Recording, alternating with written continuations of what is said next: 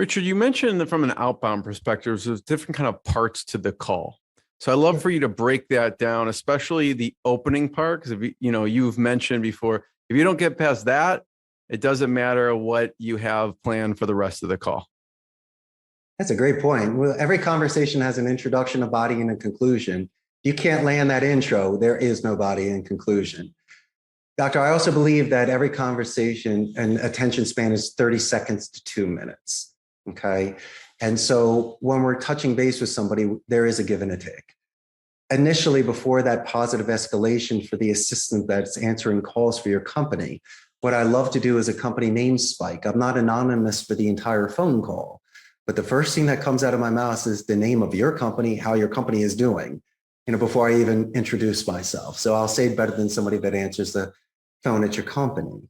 And then from there, a lot of the times they'll be asking me questions. And what I have here is a certain technique.